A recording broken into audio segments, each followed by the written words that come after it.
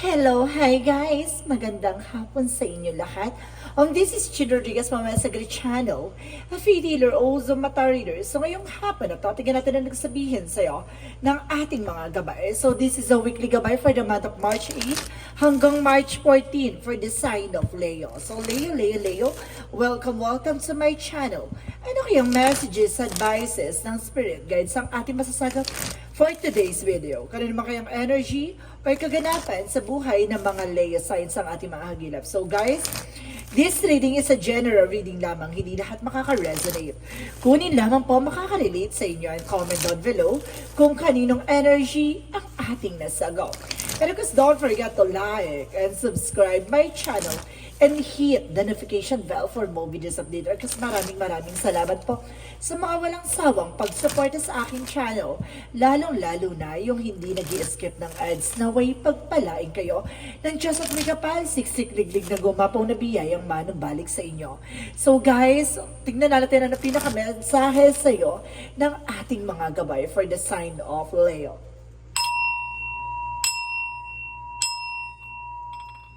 Angel Spirit Messages give you an information. Ano kayo gusto sabihin sa'yo ng ating mga baraha? There is a Four of Cups. Re-evaluate or analyze na may mga bagay na kailangan mo pag-isipan, no? Kailangan mong i-evaluate muna. Hindi mo kailangan maging padalas-dalas. Kailangan mo muna isipin or himay-himayin, no? So let's see additional messages for Angel Spirit. And because there is a Two of Swords decision, natin na parang nahihirapan kang magdesisyon, no? Parang nahihirapan ka sa pagbitaw ng mga eksena or salita. There is an information with the Knight of Swords. So there's a success driven. At the end of the time, lahat ng mga bagay na yan, magsasuccess ka. With the Death card, no? May mga bagay na tatapusin sa'yo at may mga bagay na magsisimula, no? Kumbaga, the Death card is a transformations and represent parang the death is ending, no? Kumbaga tatapusin yung mga yugto na parang hirap ka sa sitwasyon. Pero darating yung araw na makakabangon ka din. And of course, there's an information with the Two of Cups with a partnership. So, ibig sabihin there's an unconditional love or something, a partnership for a love. And of course, a partnership for career and business. Or, and of course, there's the Queen of Wands by confidence. So, kailangan may kumpiyansa ka sa sarili mo sa lahat ng pinagagawa mo, no? So, let's see what is the Four of Cups. So, there's the Temperance, a perfect timing. So, kalmado, no? The Four of Cups is an evaluation. So, kailangan mo maging kalmado sa pag-iisip or sa pagdedesisyon or sa mga bagay na kailangan mo pagdesisyonan, no? So, let's see what is the Two of Swords. So, there's the High Priestess. So, there's a hidden agenda or a hidden enemies. So, may mga bagay dito na parang nagkakaroon difficult decisions dahil may mga bagay na hindi ka pa nalalaman. So, may mga bagay dito na there's some hidden secrets na kailangan mong unawain at kailangan mong alamin. So, let's see. What is the Knight of Swords? So, there's a Star card. So, there's an information na, kumbaga, there's a success driven. At the same time, magkakaroon ka talaga ng something healing and miracles. Talaga magbibigay sa iyo ng hope to, pag-asa, no? The Death card represent the Hermit card. So, there's a soul searching and soul enlightenment. Meron daw ditong yumao gawa ng pagkamatay na dahil sa kulam, no? The Death card and the Hermit card is a spiritual abilities or spiritual enlightenment. Kung bibigyan ka kaliwanagan bakit yumao or bakit biglang nawala, no? Or biglang may nangyaring hindi maganda, no? So let's see what is the Two of Cups. So there is the Queen of Swords, a bigger picture of yourself, no? Kumbaga tinitignan mo na sa mga susunod na eksena na itong tao na to ay makakasama mo sa habang buhay or pangmatagalan, gano'n. Kumbaga, ganun ka tumingin sa partnership nyo. And of course, there is an Ace of Wands for a new beginning coming in for you at magkakaroon ka ng stability and control. Now, so let's see what is the Four of Cups and of course the Temperance. Represent the Knight of Cups. So there's an offer. May offer dito na talagang matatanggap mo, no? Unti-unti mong tatanggapin dahil, kumbaga getting to know or getting to know so pagdating sa first and getting to know each other or kumbaga nalaman mo, no? Kumbaga natuklasan mo, no? Kumbaga at least nagkaroon ka ng security na kumbaga tong offer na to is a good offer, no? So let's see what is the Two of Swords and the High Priestess. So there's a Three of Cups. So na may third party involved. So ibig sabihin dito may lihim na sekreto or lihim na tinatago, no? With sider ko, nahihirapan ka magdesisyon kasi merong kang kasama or kinakasamang iba. Wala akong outsider na sa ibang bansa, kami karelasyon ka sa ibang bansa kahit na may asawa ka. Now, so let's see what is the Knight of Swords in the Star card. So, there is an information with the Six of Wands. So, there is a victory. So, magkakaroon ka na mukhang ipapanalo mo itong laban na to. At talagang sinasabi dito, magkakaroon ng something hope and miracle. So, let's see what is the Death card in the Hermit card.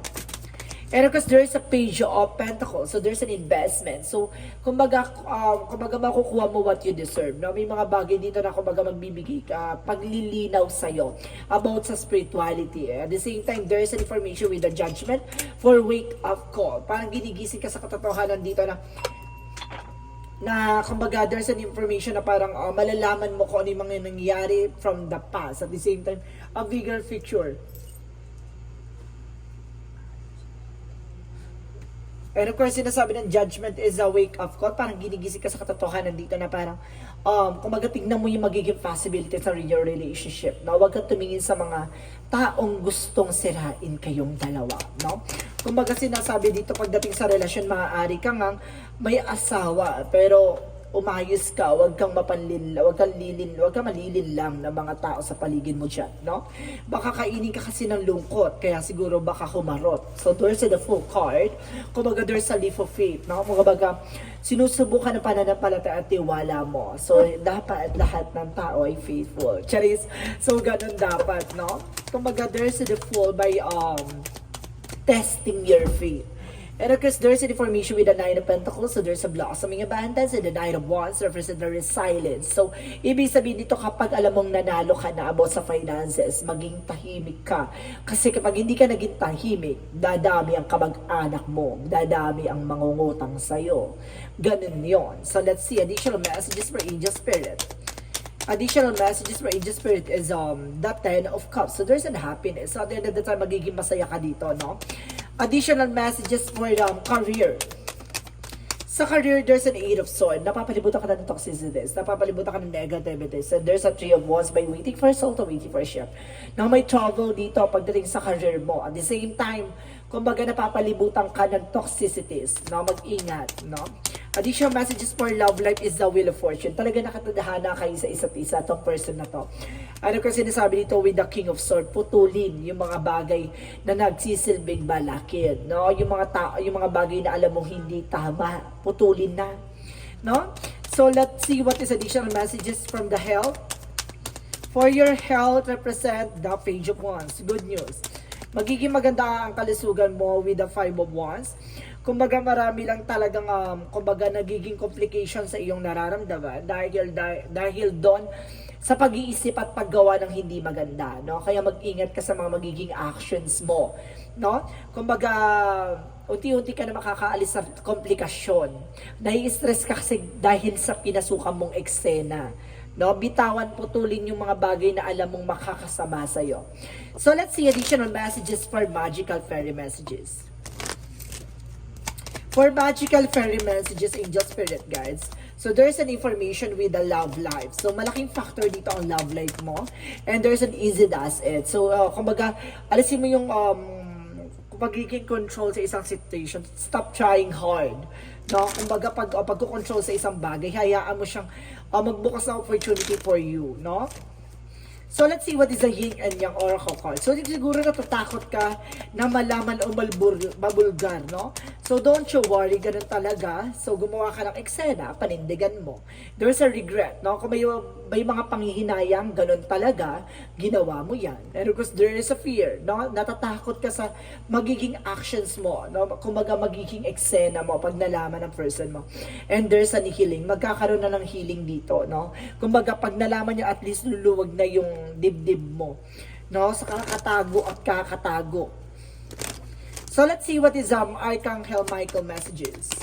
Ay kang it's either cross watcher out there kung ikaw to, maaaring na person mo o ikaw to. This situation is already resolved. So some of you guys no nasolusyonan ng ibang Leo yan, and keep your eyes on your target and passions, no? Panatiliin mo ang mata mo dun talaga sa kung ano intention mo, bakit ka nandiyan sa sitwasyon mo, ano bang it's either na sa ibang bansa ka, ano ba talaga intention mo, bakit nandiyan ka, no? Dahil para makabangon, makaahon, makaalis sa sitwasyon, ganun yun. Kumbaga hindi para humarot, no?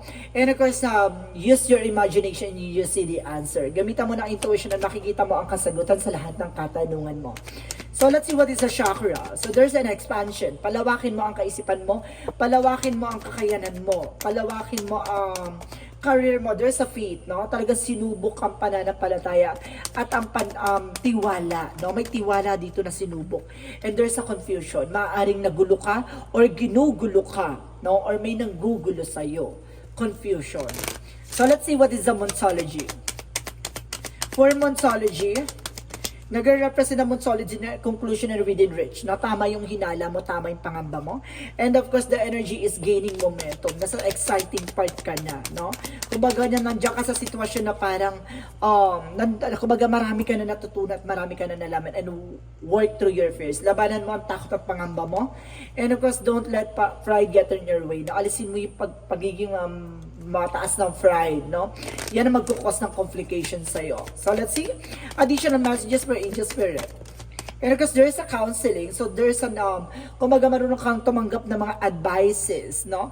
Ng mga taong malapit sa'yo, even ng person mo. Kasi may mga bagay dyan na kumbaga, naiirita kang makinig. Ganun talaga, na pag napapagalitan. So, there's a writing. So, kumbaga, magkakaroon ng healing, and of course, there's an information na ikaw yung nagsulat ng sarili mong pahina. Ikaw yung gumawa ng ikagugulo mo or komplikasyon mo. Kaya, kumbaga dapat handa ka sa magiging consequences. At the same time, there is an author, no?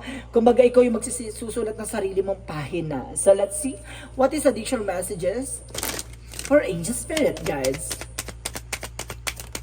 And of course, there's an information with the wait. No? May mga bagay na kailangan mong hintayin.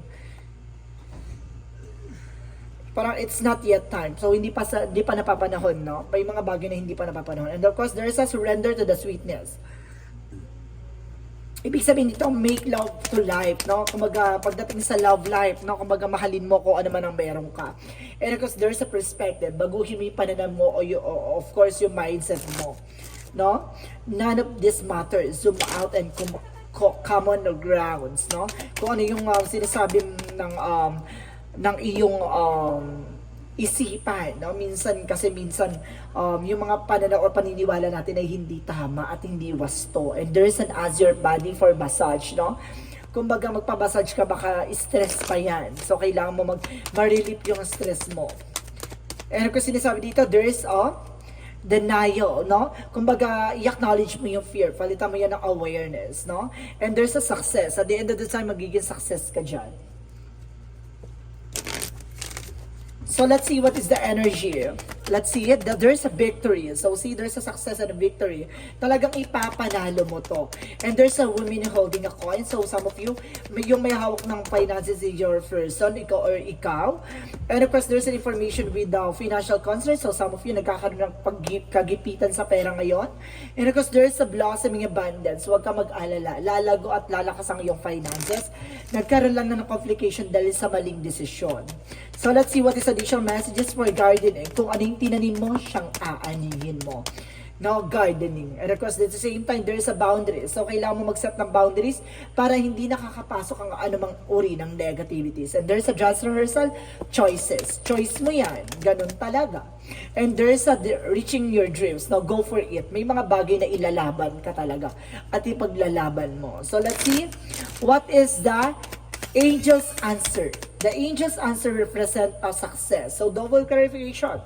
No, magsasuccess ka at the end of the time. So, and of course, there is a yes. So, ang sagot sa tanong mo is yes. And of course, there is something better. No, may mas maganda pang ibig sabihin or may mas maganda pang kahulugan.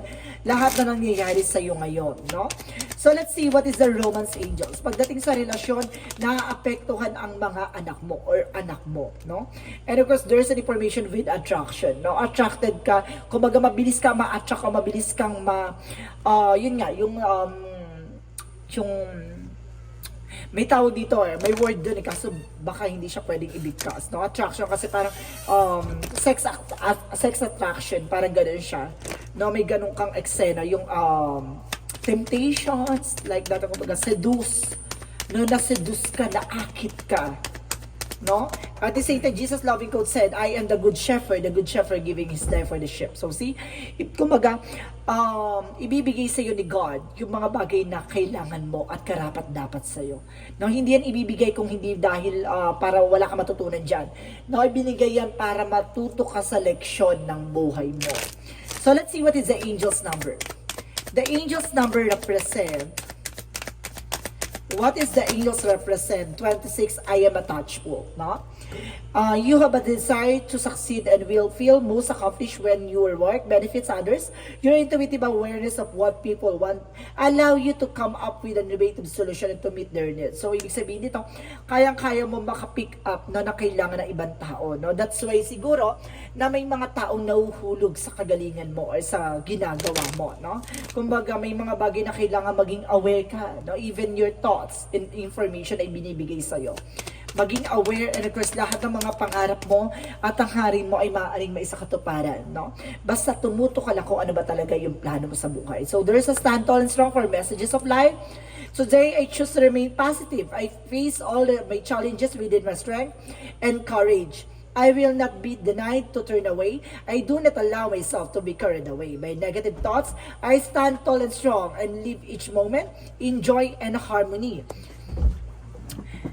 and peace, and living my future God hands. I believe in life because life believe in me. So see, tumayo ka, tumindig ka sa lahat ng mga nangyari sa iyo, marunong ka tumayo sa sarili mo pa at marunong ka manindigan sa kung ano pagkakamaling nagawa mo, no? So maraming salamat po.